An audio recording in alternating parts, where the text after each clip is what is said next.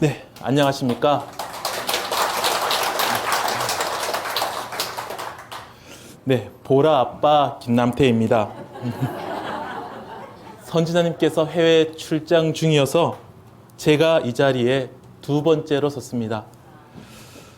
12권 1066번째 하나님 말씀 중에 너희들이 나의 성전에 모이는 순간 나의 성령이 너희 몸속에 들어가는 소중한 시간이라고 하셨습니다. 예, 알고 있습니다. 3권 244번째 하나님 말씀 중에 너희 제자와 너를 따르는 모든 이가 나를 만나고자 함은 가슴에서 우러나오는 아름다운 향기 나는 노래를 부르며 가장 편안한 마음으로 가장 행복한 마음으로 봄에 불어오는 봄바람이 살을 스치듯 그와 같은 감미로운 마음으로 너희와 내가 만나야 한다고 하셨습니다. 지금 편안하십니까? 네. 행복하십니까? 네. 그럼 사랑의 노래를 부르면서 강론을 시작하도록 하겠습니다. 사랑은 조금 처음부터 노래 안 불러가지고 당황하셨죠? 예. 이 시간이 성령 받는 귀한 시간인 것 같습니다. 하나님께서도 좀 전에 말씀드렸듯이 행복하냐 편안하냐 그런 즐거운 마음으로 강론을 청취하는 것이 하나님이 원하시는 것 같습니다. 이 책을 접한 이후에 처음에는 목표가 상당히 많았었습니다. 그 중에 하나가 2, 3년 안에 선인의 반열에 서서 자신을 비워 해탈의 경지까지 가서 동식물과 대화하는 것이었습니다. 너무 맹랑하죠. 그 동식물과 대화하는 방법은 두 가지 책에서 두 번 있더라고요. 3권 368번째 하나님 말씀 중에서 모두를 비우면 새들이 쥐저기는 것을 들으며 강아지가 짖는 소리를 들으며 산짐승과 들짐승 소리를 들을 수 있나니 이 세상의 종족이 짓거리는 것을 들을 수 있는 귀가 트일 것이다. 마음을 비울 때 이렇게 말씀해 주셨고요. 4권 456번째 하나님 말씀 중에서는 한 점의 부끄러움이 없이 산다는 것은 세상의 모든 동물이나 식물이나 그들이 가지고 있는 마음을 알게 되며 그들이 가지고 있는 아름다운 마음을 볼 수 있는 눈이 뜨게 되는 것이니 이제는 나무가 아니요 나무의 생각을 볼 수 있으며 날아가는 나비의 마음을 볼 수 있으며 모든 짐승이 가지고 있는 마음을 알게 될 것이며 지저귀는 새들이 아름다운 음성을 들을 수 있는 것이다. 이것이 바로 마음의 비움이다 라고 또 정의해 주셨고요. 또 다시 마음을 비우고 산다는 것은 1권 40번째 하나님 말씀 중에 마음을 비우고 산다는 것은 탐욕, 욕심을 내지 않는 것이다. 이것을 좀 더 구체적으로 들어가 보면은 욕심을 부리지 않고 산다는 것은 5권 581번째 하나님 말씀 중에 사람이 욕심을 버림은 큰 재물을 탐하지 아니하며 부귀 영화를 탐하지 아니하며 무엇을 얻고자 아니함이 욕심을 버리는 것이 아니라 오늘의 너희가 처해 있는 그곳에서 행복을 얻는 것이며 내가 소유하고 있는 그와 같은 것에서 만족한 마음을 갖고 있는 것이 또한 욕심을 버리는 근본이다. 내가 나로부터 얻은 숨을 쉴 수 있음이 가장 행복하며 그것 하나로 만족할 수 있는 사람만이 욕심을 버렸다 할 수 있다고 정의를 해주셨습니다. 그러니까 저의 당초 계획은 뜻대로 되지는 않았지만 처음에는 2, 3년 안에 동식물과 대화하는 곳이었어요. 예. 근데 아직 그 단계까지는 못 가고요. 계속 노력은 하고 있습니다. 하지만 3년 6개월이 지나가고 있는 이 시점에서 뒤돌아 보았을 때 그동안 내가 뭘 했는지, 얼마나 변했는지를 스스로 점검해 보게 되었고, 그 변화의 속도가 너무 더딘 것에 부끄러움을 느낄 때가 너무나도 많았습니다. 6번째 말씀 중에 하나님의 율법을 듣는 것도 아이가 자라서 학생이 되어 성인으로 성장하듯이 단계가 있는데 전 그걸 무시하고 유아기인 제 딸 보라가 어른들이 먹는 밥상을 차려주면 소화를 못하듯이 다 거쳐야 할 단계가 있나 봅니다. 선생님께서도 너희가 많은 강론과 새로운 성경의 내용을 그렇게 듣고 배우면서 어디다 다 버렸느냐는 말을 하나님께 듣지 않도록 하라고 하셨습니다. 23번째 하나님 말씀 중에 진리는 간단하다. 우는 아이에게 젖을 두시시 마음에서 착하고 아름다운 생각이 우러나와야 한다. 142번째 하나님 말씀 중에 나의 율법은 그렇게 복잡한 것이 아니고 간단하다. 마음을 비우며 남의 것을 욕심내지 않으며 여호와 하나님, 저의 죄를 용서하여 주시옵소서. 죄를 짓지 않고 살아가겠나라고 맹세한 것을 가랑비에 옷이 다 젖듯이 실천할 수 있는 작은 것부터 행동으로 옮길 때 시간이 지난 후에 온전한 사람으로 변하지 않을까 생각해 봅니다. 오늘 이후부터는 다시 초심으로 돌아가 가훈의 내용처럼 하늘을 향하여 한 점 부끄러움이 없는 삶을 통해 내적, 외적 열매를 맺는 진솔한 삶을 살고자 합니다. 해를 따라 움직이면서 자라는 해바라기처럼 식물은 태양 쪽으로 줄기가 자랍니다. 사람도 칭찬받고 사랑의 행함 쪽으로 자란다고 합니다. 칭찬은 고래도 춤추게 한다라는 어느 책의 제목처럼 참 잘했어, 대단하군, 그래 넌 잘할 수 있을 거야, 난 널 믿는다. 그 말 한마디가 기적의 주인공을 만듭니다.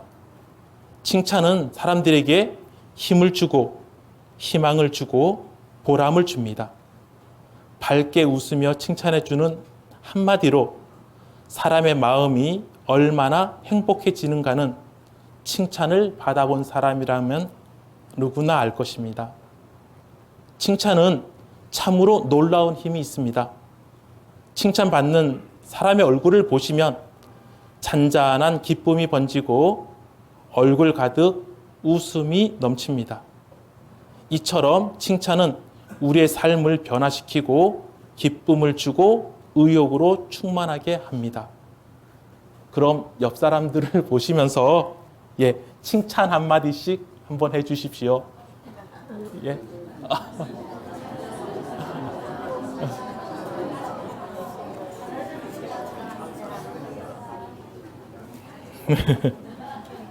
쑥스럽고 어색하죠? 예, 자꾸 하다 보면은 좋아질 것입니다. 행함이 없는 믿음은 죽은 믿음이라는 성경 구절처럼 사랑의 실천은 구원의 완성이며 사랑은 나의 성령으로 다시 태어나는 것이며 거듭나는 것이다. 사랑은 나의 전부이거늘 너희가 사랑의 행함은 없이 믿음만 부르짖고 있다고 하셨습니다. 하나님을 믿는 것보다 하나님 뜻대로 사는 자, 행하는 자가 더 위대하다고 하셨습니다. 말로써 지혜를 얻어 무엇을 행하고자 하지 말며 행함으로 지혜를 얻어 만백성을 구하라. 음식도 먹어본 자가 그 음식을 찾고 악을 행해본 자가 더 큰 악을 행함에 주저하지 않듯이 선행을 베풀고 사는 사람은 더 큰 선행을 할 수 있다고 합니다. 하늘에 오르는 이치는 모든 사람에게 햇빛을 비추는 사랑으로, 넓고도 대가를 바라지 않는 사랑으로 모든 사람을 대하였을 때 하늘에 오르는 길은 그처럼 사랑의 행함이 전부인 것입니다. 사랑을 많이 받으면 사랑하는 사람이 되고, 칭찬을 자꾸 받으면 더 칭찬받는 사람이 되기 위해 노력한다고 합니다. 우리도 이렇게 받은 사랑을 이웃에게 돌려주려고 노력하는 사람으로 변하고, 더 칭찬받기 위해 노력하는 모습 속에서 점점 더 정도의 길을 걷는 우리들이 되지 않을까 하는 생각을 해봅니다. 그럼 본론으로 들어가 보도록 하겠습니다.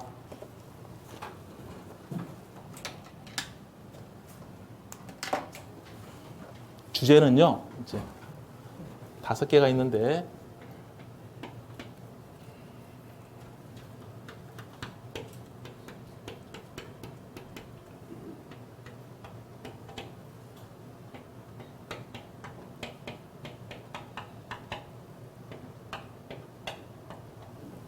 작나요, 글씨가?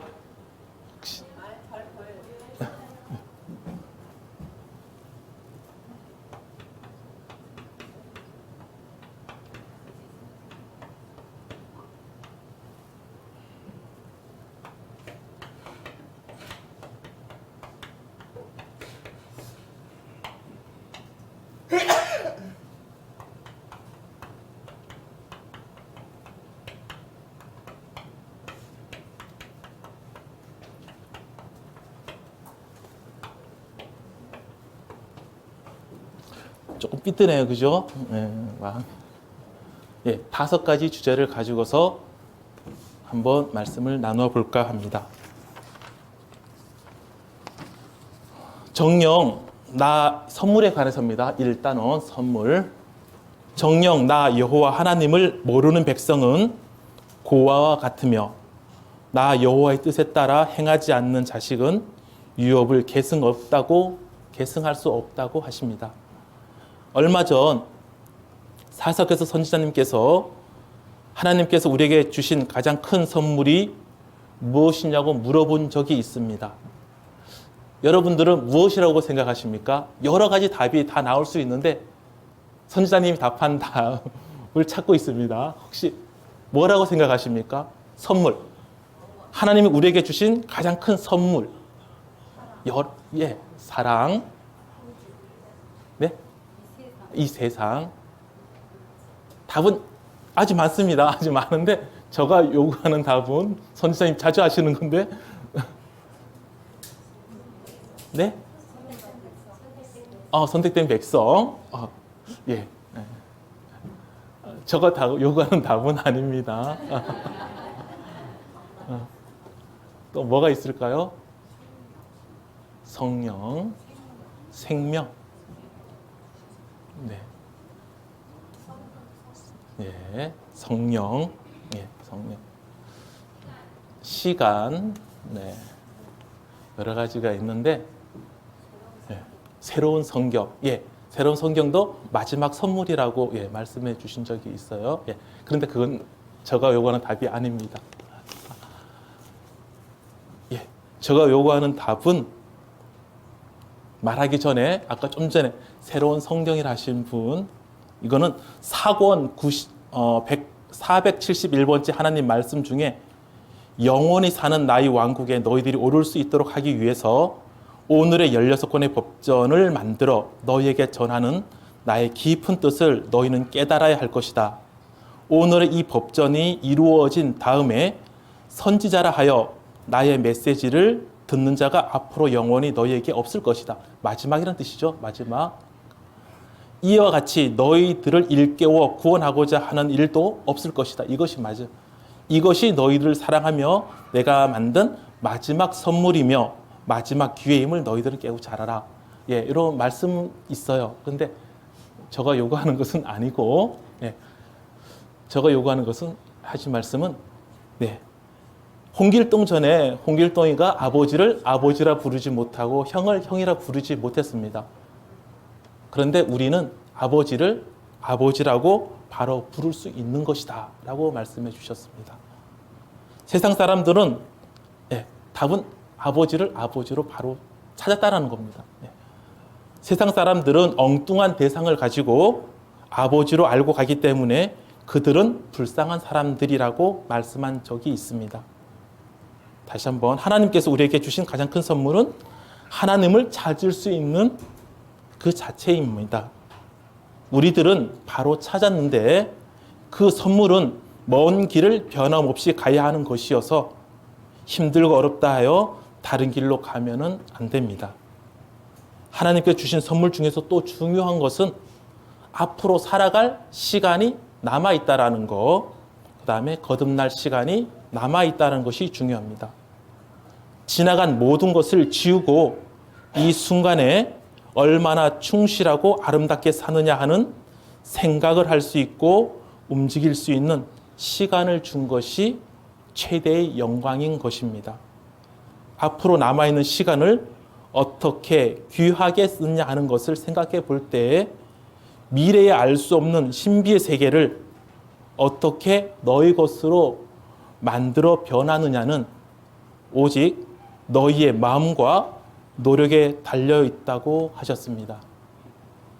죽어서 마시는 석 잔의 술보다 살아서 마시는 한 잔의 술이 더 소중하다라는 말이 있듯이 살아있을 때 이웃에게 나누어 주며 살아서 부모님께 공경심을 다했을 때, 즉 삶의 결과가 죽음의 심판이기 때문입니다.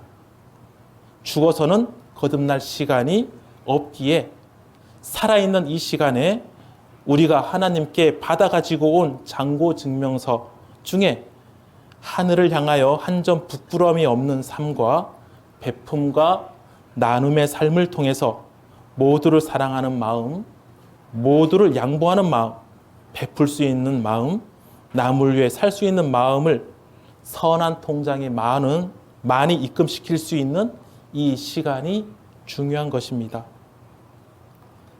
오늘의 삶이 얼마나 소중하고 귀하면 하루의 삶에서 내 영혼이 거듭난다고 하셨습니다. 시간을 어떻게 활용하느냐가 중요합니다. 10권 922번째 하나님 말씀 중에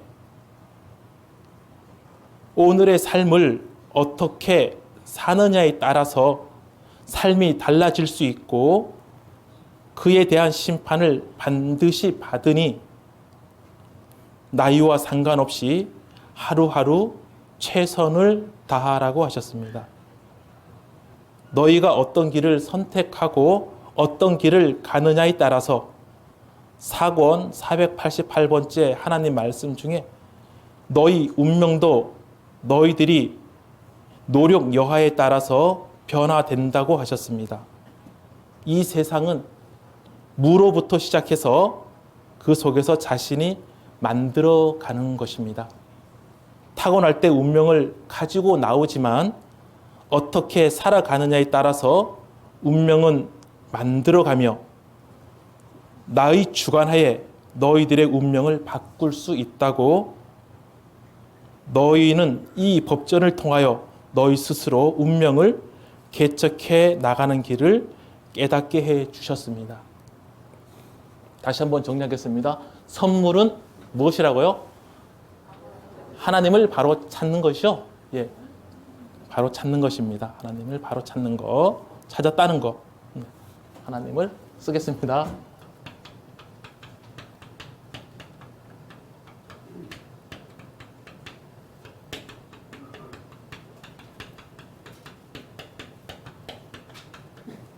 네. 그 다음에 중요한 것은 찾아서 변함없이 그 사랑을 유지해야 되고, 그 다음에 변할 수 있는 시간을 살아있는 이 시간을 통해서 내가 변할 수 있는 시간을 주신 거에 감사함을 느끼면 될 것 같습니다. 두 번째, 보물에 대해서 살펴보도록 하겠습니다. 보물이 무엇이라고 생각하십니까? 새로운 성경, 여러 가지가 또 있겠죠? 네, 나를, 내 안에 있는 거. 어, 어, 보물. 네, 보물. 예, 나를 발견하는 거. 예, 맞습니다. 나를 발견하는 거. 그 조금 더 구체적으로 들어가면은 나를 어떻게 발견하는 거죠? 어떻게?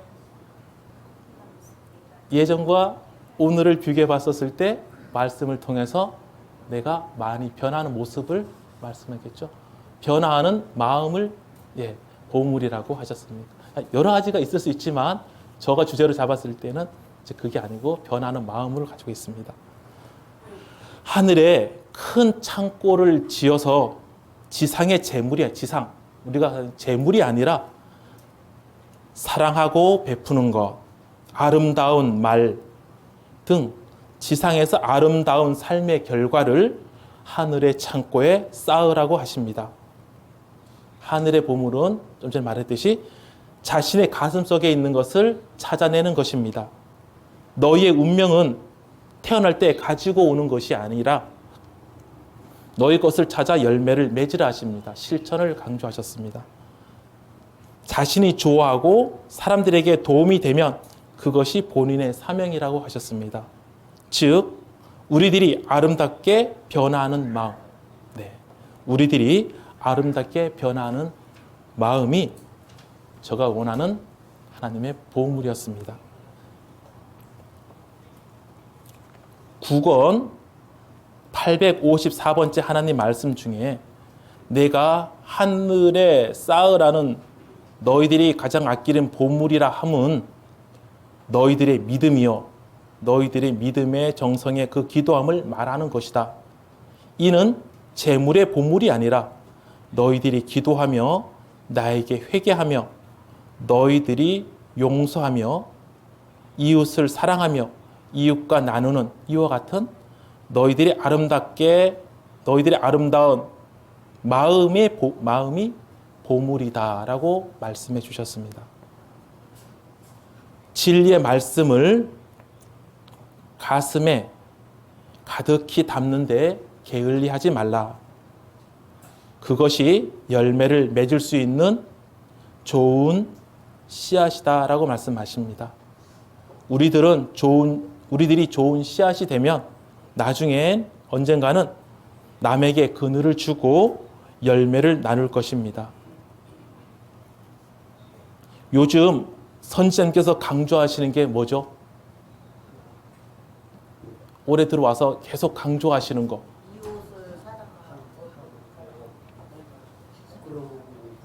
예, 한 점 부끄러움 없는 삶을 살겠다. 예, 한 축조로 완벽하게 가겠다고 하시죠? 예, 완벽하게 정도의 길을 따라 부끄러움이 없는 삶을 살아가겠다. 네. 13권 1110번째 하나님 말씀 중에 선지자야 너는 완벽하여야만 되느니라. 완벽한 내가 되어야만 모든 백성이 너를 따를 것이다. 정도의 삶을 통한 바른 삶의 표상의 본이 되어서 제자들이 그 뒤를 따라오라고 하십니다. 그럼 좋은 것이 따라오나 봅니다. 3권 364번째 하나님 말씀 중에 너희는 선지자의 옷자락을 잡은 자들이니 하늘에 오르는 영의 세계에 접한 자들이며 선지자가 하늘에 오르면 너희는 선지자의 옷을 잡고 같이 오르니 얼마나 너희가 값지고 소중한가. 네, 얼마 전에도 말씀을 강론 중에 하셨었죠. 그래서 우리도 덤으로 선지자님 옷 잡고 대신 조건이 있었죠. 너희가 바른 삶을 살아서 갈 때만 된다고 말씀하셨습니다. 두 번째로는 12권 1078번째 하나님 말씀 중에 지금 나의 종 선지자를 따르는 너희 제자들은 그와 같은 횡재의 대움보다도 10배, 100배, 1000배, 10,000배를 더한 횡재를 만났으니 끝까지 꼭 붙들고 가시기를 바랍니다.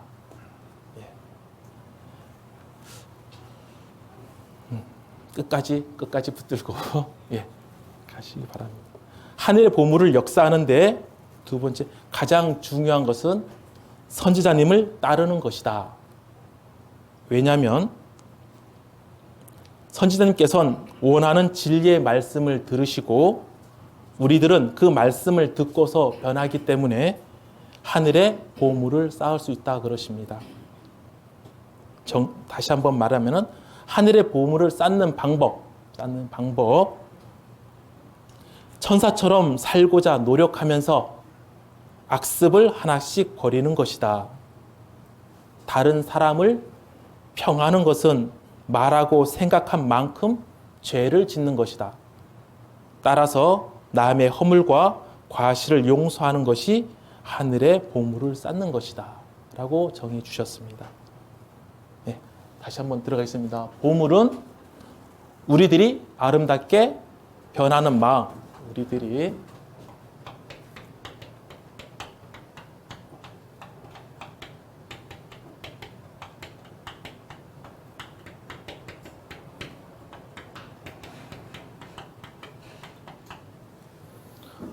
마음이고 아름답게 마음이고 쌓는 방법은 악습을 하나하나씩 버려가면서 우리가 보물을 쌓을 수가 있습니다. 세 번째 행운. 이제 행운 다 비슷한 말씀인데 근데 말씀은 조금씩 다르더라고 찾다 보니까요. 행운하면 떠오르는 게 무슨 말씀이 생각나십니까? 행운하면 네? 로또 맞히는 거. 그도 있어요. 그도 뭐 책에 보니까는 있어요. 그도 사소한 거다. 라고 뭐 재물로 하는 것도. 행운. 이따금씩 강론에 좀 많이 하시는데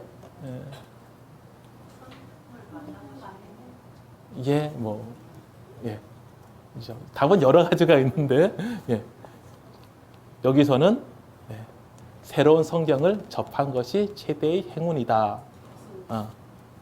최대의 행운이다. 아까 하나님을 바로 찾았다는 것은 새로운 성경을 접하면 그 속에 하나님이 계시고 성령이 계시고 하나님 마음을 알고 수 있는 거죠. 다 같은 내용들입니다. 말만 표현만 이렇게 달리했을 뿐이지. 새로운 성경을 세상에 내려보냄은 하나님께서 종말의 죄를 묻지 않으려 합니다. 이걸 접한 사람들은 죄를 이전에 지은 것을 클리어해 주시고 이제부터 새 사람으로 말씀대로 그것을 갚아가면서 변화를 이루는 삶을 살기를 원하시면서 종말의 죄를 묻지 않으신다 하십니다. 새로운 성경으로 새로운 시대를 열어서 하늘에서 이루어진 것 같이 이 세상에도 이루어지는 것은 새로운 성경이 뿌리를 내립니다. 새로운 성경이 그 기초석으로 역사하시겠다는 말씀입니다. 좀 전에 말했듯이 새로운 성경을 접한 것이 최대의 행운이다. 읽겠습니다.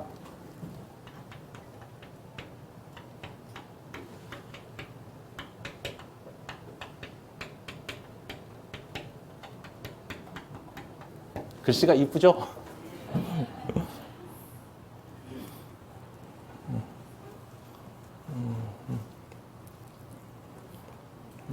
아까 좀 전에 새로운 성경을 접한 것이 최대의 행운이다. 이제 요걸 하면서 말씀 찾다가 못 찾아가지고서 조나영 쌤 때 부탁한 게 있습니다. 39권 2910번째 하나님 말씀 중에 나의 법전 한 권이 어떠한 책이며 어떠한 역사를 너희들에게 이루는 것인가 아는가? 나의 법전 한 권이 어떠한 책이며 어떠한 역사를 이루는지 너희들은 아는가? 이렇게 물어보십니다. 너희들이 사는 이 방대한 지구요 지상에 소낙비라는 그 비가 줄기차게 쏟아짐이니라. 그 소낙비 속에서 나 여호와가 황금의 비 한 방울을 이 넓은 지상에 내려보내미니 그 내가 한 방울 내려보내는 황금의 빗방울이 너희 손에 떨어지는 그와 같은 위대함보다도 더 어렵게 이루어지는 것이 나의 법전 한 권을 너희들이 접하는 영광이다 라고 말씀하십니다. 황금 빗방울 받는 것보다도 그 한 방울 떡 떨어질 때 그걸 받는 것보다도 이 책을 접하는 것이 더 위대하다라고 말씀하십니다. 남들은 너희들에게 등 돌리고 외면하나 너희는 마음의 기쁨을 느낀다. 그것은 하나님이 우리와 같이 하는 증거이기 때문입니다. 새로운 성경을 공부한다는 것은 하나님을 만나는 것이다. 새로운 성경은 하나님이 보내주신 영원한 생명이다. 영원한 생명을 공급받는 것이 성령의 말씀을 공급받는 것이다. 새로운 성경을 열심히 공부하는 것과 강론을 열심히 듣는 것이 하나님의 수혈을 받는 것이다 라고 말씀하십니다. 수혈이라는 것은 아직 긴박한 상황이죠. 내가 피가 없어 수술할 때 부족하고 그럴 때 수혈을 받듯이 그렇게 중요하게 역사하는 것 같습니다. 새로운 성경을 정독하는 것은 내가 바로 그에게 성령을 심어주고 정독하는 순간에 내가 바로 그에게 성령을 심어주고 사람으로서 삶을 아름답게 꾸며가는 길이 열리며 짐승의 모습에서 사람의 모습으로 거듭나는 것이다.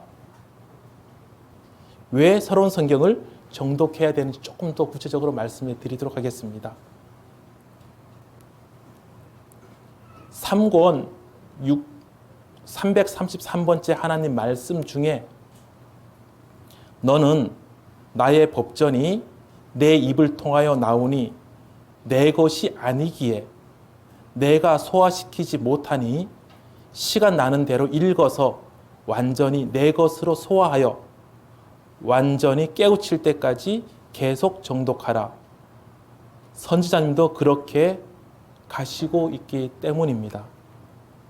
그분도 받았지만 그것을 다 소화하지 못하신다고 하십니다. 그래서 계속 읽고 정독하는 가운데서 온전히 소화할 수 있고 깨우칠 수 있다고 하시니까 앞서가시는 분도 그렇게 열심히 정독하고 따라가신다고 하시니까 우리들도 열심히 정독하는 가운데 하나님을 만나시기 바랍니다.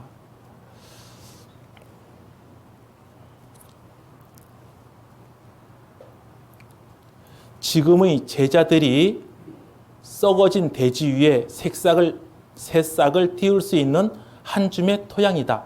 이제 토양의 역할을 하는 거죠. 씨앗이 자라도록 하는 것은 너희 제자들의 역할이며 그들에게 영양을 공급하는 것은 선지자가 할 일이다. 새로운 성경은 영양분이다. 시간이 지나야 곡식을 추수할 수 있다. 추수할 수 있다는 것은 뭔가 씨를 뿌려야지 그리고 기다림 끝에 추수를 한다는 거겠죠. 3번 357번째 하나님 말씀 중에 법전 한 권이 겨자씨 하나를 심는 것과 같다.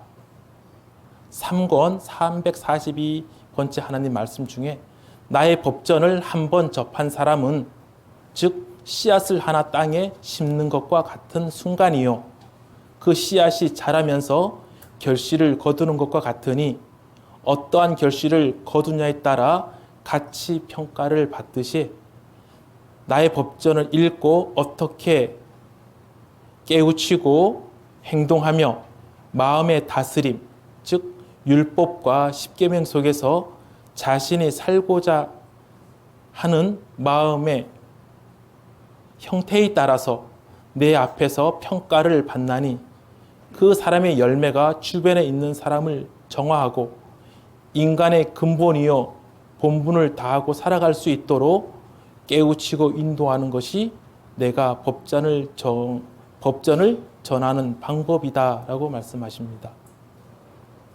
새로운 성경을 정독하지 않으면 중간에 떨어지는 과일이요 익지 않고 떨어지는 곡식의 열매와 같다라고 하십니다. 그러니 하루라도 책을 읽지 않으면 입안에 가시가 돋는다라고 안중근 의사가 하신 말씀처럼 손에서 책이 떠나지 않도록 가까이 하는 선생님들이 되시기를 바랍니다. 이 말씀은 3년 전인가 2년 전인가 했던 말씀이 저번에도 한번 응용했던 말씀입니다. 새로운 성경이 위대한 것은 너희가 계속 변할 수 있기 때문이다. 정리해 드리도록 하겠습니다. 다시 한번 행운이라는 것은 새로운 성경을 접한 것이다. 접한다는 것은 하나님을 만나는 시간이고 하나님께 수요를 받는 것이다. 이유는 우리가 하나님과 함께하는 증거이기도 하고 새로운 성경의 위대함은 말씀을 접하면 삶이 다양해지고 자유로워지며 읽으면 읽을수록 새로운 답을 주십니다. 처음 답이 나중에 또 달라질 수도 있고요. 새로운 답을 주십니다. 육의 삶에서 영혼을 준비하는 또 하나의 삶을 사는 것이며 이 땅과 하늘의 변화의 위대함을 알게 되고 참 하나님이 계심을 알게 되어 영접하기 때문에 행운인 것입니다. 그럼 네 번째 깨달음에 대해서 넘어가 보도록 하겠습니다. 또 마찬가지 깨달음이 뭐라고 생각하십니까? 또 여러 가지가 있더라고요. 보면은 내가 변하는 거. 있습니다. 변하는 거. 내가 변하는 거.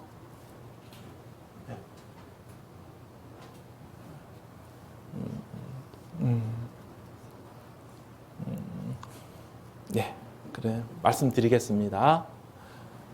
12권 1034번째 하나님 말씀 중에 내가 직접 쓴 십계명을 외우고 또 외우면 그 외우는 속에서 깨달음이 있다.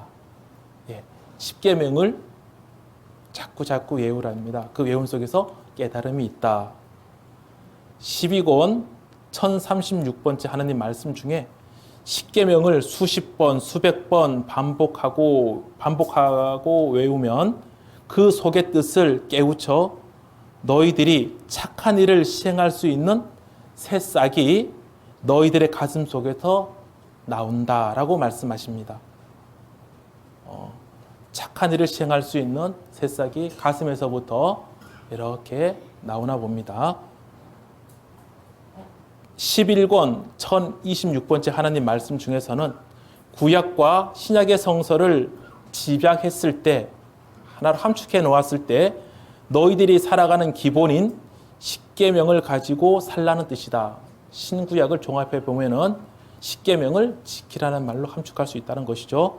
그 십계명을 정독하고 외우다 보면 그 내용이 너희들의 생활 습성이 되고 생활의 기본이 되며 삶의 기초의 뿌리를 잡아가게 해준다.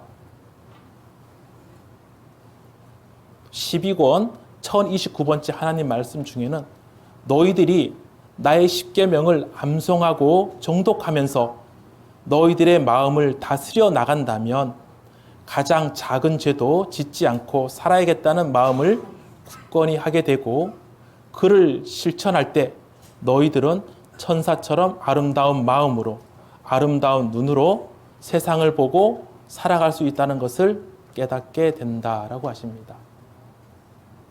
조금 더 나가서 12권 1066번째 하나님 말씀 중에 십계명을 지키는 것은 그 수고로움과도 못한 것이며 지키는 것은 간단한 것이며 쉬운 것이다. 내가 일렀을 때 십계명이요 나의 율법이요 나의 법전이요 나의 성서에 기술된 것을 지키는 것은 너희들의 마음 하나를 그 자리에 앉아서 잡으면 된다. 마음만 잡으면. 마음가짐이라는 거죠. 마음가짐. 예전에 했었는데 또 영어 써서 죄송합니다. 애티튜드. 마음가짐. 마음가짐. 어떻게 마음을 먹느냐에 따라서 달라진다는 거죠. 마음만 하나만 추스리면은 십계명은 차 한 잔 마시는 것보다도 쉽다고 하십니다. 예. 여기서 깨달음 이제 10계명을 계속해서 암송하다 보면 그 속에서 깨우다람이 있다라는 거고, 새싹이 돋아나서 예, 이제 천사처럼 갈 수 있다고 말씀하십니다. 너희는 깨닫기 위하여 인간의 몸과 마음을 빌려 이 세상에 태어났다. 너희는 아래에서 났고 나는 위에서 나며 너희는 이 세상에 속하였고 나는 이 세상에 속하지 아니하였고 너희는 너희 죄 가운데서 죽으리라는 성경 구절의 뜻은 새로운 법전입니다. 성경 구절이에요. 저쪽 신구약. 예. 성령으로 태어난 나의 아들과 나의 아들과 육으로 태어난 너희와 구분을 지으라 함이 아니요 너희가 지금은 육으로 아래에 속하였으나 지금은 너희가 육에 있어서 육 아래에 있으니까 육에 속해 있으나 너희가 변하여 나의 뜻에 따라 사는 자는 예수처럼 성령으로 위에서 태어난 사람이 되고 구원받을 수 있음을 깨우쳐 주고자 한 것이다 라고 말씀하십니다. 변하는 것입니다. 변하는 거. 예.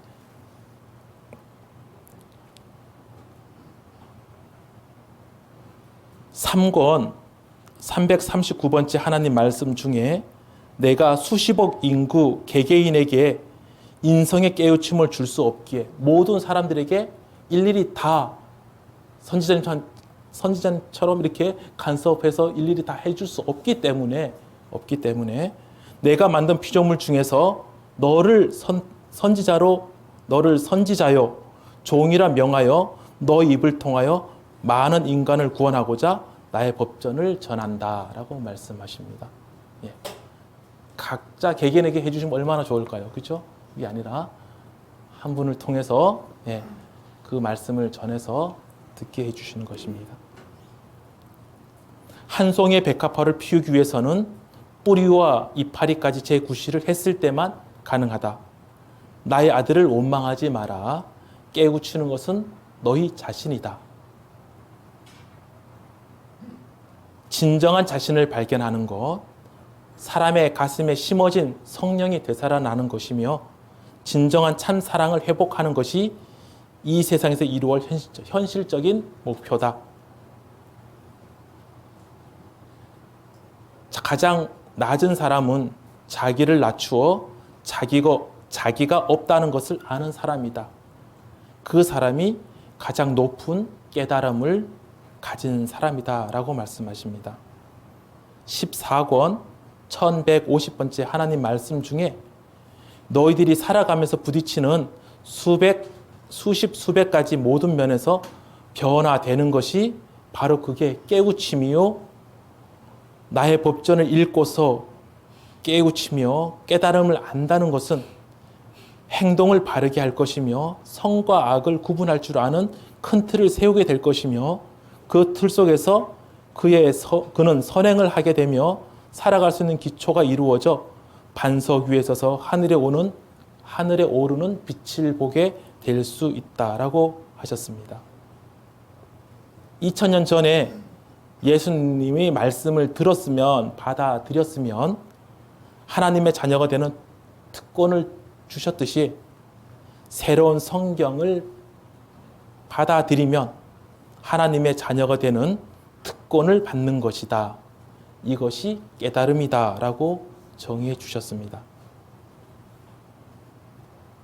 정리하면은 우리가 깨닫기 위해서 인간의 몸과 마음을 빌려 이 세상에 왔다.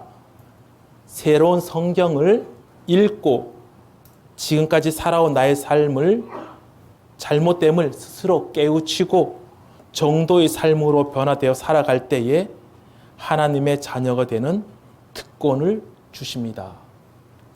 예. 깨달음, 하나님의 자녀 되는 특권.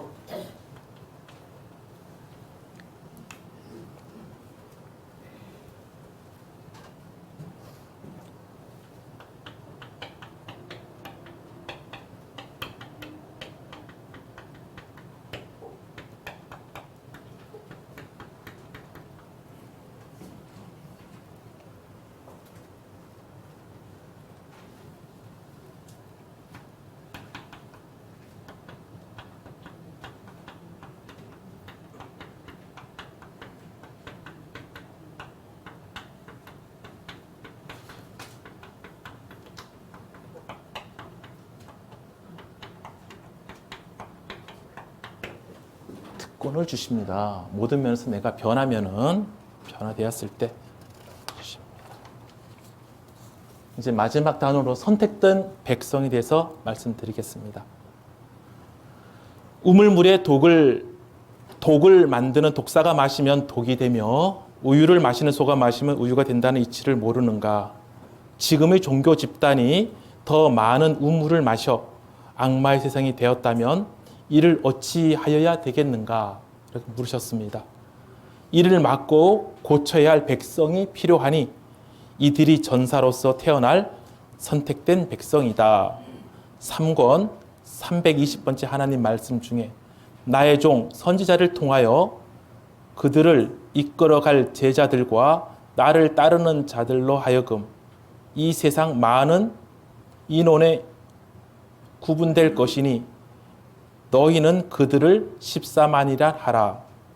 그 14만의 인구가 정의 부대의 기본이 되며 그들로 하여금 퍼져나가는 자는 구원의 길을 이룰 수 있는 수억의 왕국의 사람이 된다라고 말씀합니다. 14만만 구원받는 게 아니라 14만의 정의 부대가 되어서 그들이 미랄의 역할을 감당해서 온 세계를 하나님의 씨앗들로 만들 수 있다라고 말씀하십니다. 그 선택된 백성 너희가 스스로 정의 부대가 됐으니까 선택된 백성 너희는 스스로 제물로 바쳐지는 고통의 그 길을 선택하고 갈 때에 새로운 성경이 세상에 전해질 것이다. 고통이라면 고통이라고 느껴질겠지만 기쁜 마음으로 하면 더 좋겠죠. 피할 수 없는 고통은 즐기라고 했듯이 너희는 선택된 백성이라 이 위대함을 알라. 하나님이 선택하여 보낸 자만이 새로운 성경을 알 수 있다. 너희는 새로운 성경으로 부름을 받았다. 하지만 선택은 너희가 하였다. 선택은 우리가 했다는 겁니다. 예수님이 십자가의 죽음도 예수님이 만백성을 위해서 스스로 선택한 일이다. 스스로 선택한 길에 위대한 사람의 흔적을 어떻게 남겨야 하는가? 첫째, 선택된 백성은 자신의 십자가를 자신이 지고 가라. 십자가에 못 박혀 죽어가는 예수의 고통과 아픔을 항상 생각하라. 그러면 너희가 겸손하게 살게 된다. 둘째, 너희들이 소중하면 남의 것도 소중하다는 깨달음에서 남의 것이 소중하다는 것을 깨닫고 사는 백성이 나로부터 선택된 백성들이 갖고 사는 마음 자세이다.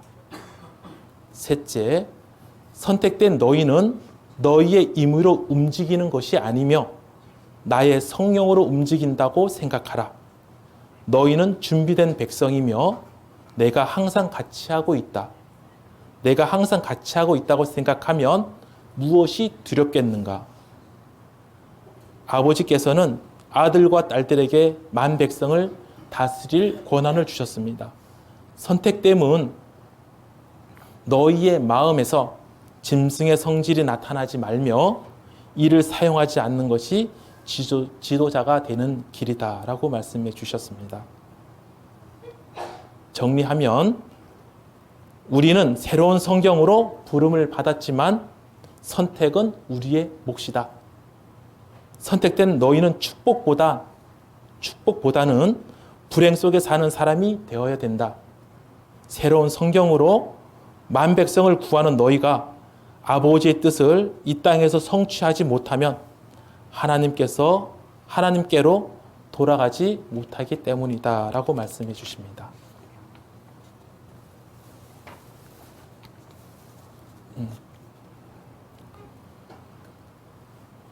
너희가 생활 속에서 아름답게 살아가는 것이 빛과 소금이다. 빛의 위대함을 아는가? 세상 만물은 그 빛으로 모습과 형태가 달라진다. 예수님은 빛을 창조하신 분이다. 예수님도 나는 빛이요 길이요 이 뜻은 각자가 말씀을 깨달으면 빛이 되는 것입니다. 우린 빛과 소금의 명을 받았고 모든 인류가 빛과 소금의 맛을 잃지 않도록 최선을 다하는 삶을 사는 우리 선생님들이 되시기를 바랍니다. 그다음 요 며칠 전에 이제 강론은 이제 다 끝났고요. 이제 덤으로 이제 몇 가지 조금 더 말씀드리겠습니다. 며칠 전에 이제 중고등학생들 기말고사가 끝났습니다. 이제 저도 교사라 문제를 출제했는데 제 과목에 100점짜리는 없더라고요. 하나님께서도 우리에게 각자 시험지를 배포해 주셨고 답안지를 쓰라고 하셨습니다. 그 시험 문제가 무엇인지 아십니까? 각자에게 시험지를 다 나눠줬고 거기다가 답지다 옮겨 적으라고 하셨습니다. 그 시험지 미리 다 알려주셨어요. 공포해 주셨어요. 오픈북 해주셨습니다. 답만 쓰면 돼요. 네, 10계명입니다. 네, 10계명. 10계명. 1권 116번째 하나님 말씀 중에 그대로 10계명입니다. 10계명. 그대로 정답을 쓰는 학생은 칭찬받으나 그 답마저도 기록하지 못한 학생은 선생님께 혼나듯이 내가 너희에게 너희가 살아서 나의 천국에 올 수 있는 정답을 주었거늘 그를 지키지 아니하는 자는 엄히 다스릴 것이다. 이것이 나의 심판의 기준임을 알라 하셨습니다.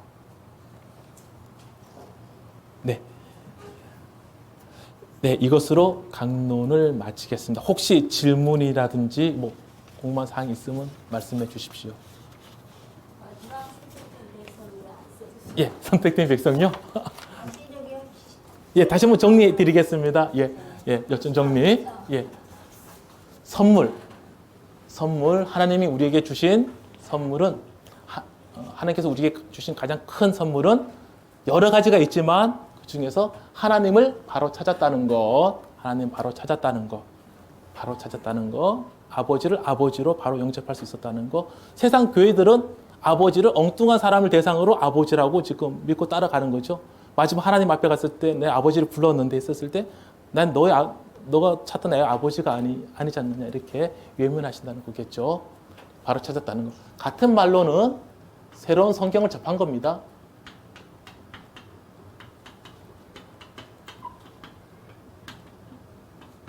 접한 거. 새로운 성경을 읽으면 내가 너와 함께하고 이 책을 덮은 순간 내가 떠나간다. 이런 말씀도 있는 듯이 새로운 성경 접한 거나 하나님을 바로 찾았다는 거. 보물 여러 가지도 있겠지만 중요한 것은 내 마음이 변하는 거. 아름답게 변했었을 때 똑같은 말이면 깨달음. 내가 우리들이 아름답게 변했었을 때 변하는 마음. 그게 보물이고 보물을 쌓는 방법은 악습을 하나하나씩 버리라고 하셨죠. 악습을 하나하나씩 버려라. 악습을 버려라.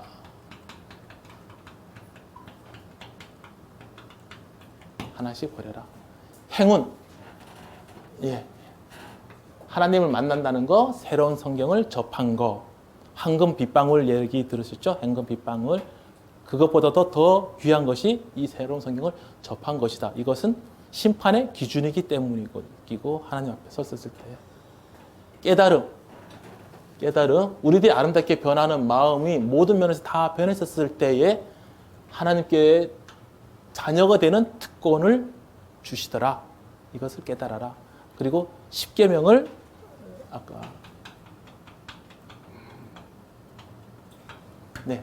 십계명을 암송을 수시로 해라. 이게 그냥 아무 의미 없이 그렇게 하는 건 의미가 없다라고 분명히 말씀하셨고요. 계속 암송 하다 보면 그 속에서 뭐가 나온다고요? 새싹이 돋아난다는 거예요. 새싹이 돋아나면서 바르게 살아야 되겠다는 그것이 올라오면서 정도 길을 가게 해준다는 겁니다. 그러니까 마음가짐 좀 더 쉽게 하자면은 너의 마음 하나만 고쳐 먹으면은 다 할 수 있다. 차 한 잔 마시는 것보다 쉬운 것이 십계명을 지키는 것이다라고 설명해 주셨습니다. 선택된 백성 우리가 이렇게 선택됐지만 끝까지 가봐야 알잖아요. 그죠? 에덴 동산에 너희들의 이름 명패가 다 이름이 걸려 있다 하셨습니다. 하지만 너희 끝까지 이것을 지키고 올라온 이 말씀을 접하고 그 말씀대로 따라온 사람만이 너희 명패 앞에 설 것이다 라고 말씀해요. 조건은 지켰을 때예요. 지키지 않으면은 명패가 에덴동산에 있다 하더라도 그것이 지옥불에 떨어질 수밖에 없다라는 거죠. 선택된 백성은 끝까지 가야 될 것 같습니다. 선택은 각자의 몫이고 지키는 것도 각자의 몫이고 선생님 따라서 온전히 변하고자 노력할 때 변해지게 되지 않을까 이렇게 생각이 됩니다. 예, 더 이상 질문이 없습니다. 딱 이제 1분 남았습니다. 없으면은 네, 십계명 암송하시고 예, 마치도록 하겠습니다. 너는 나 외에는 다른 신들을 내게 있게 말지니라.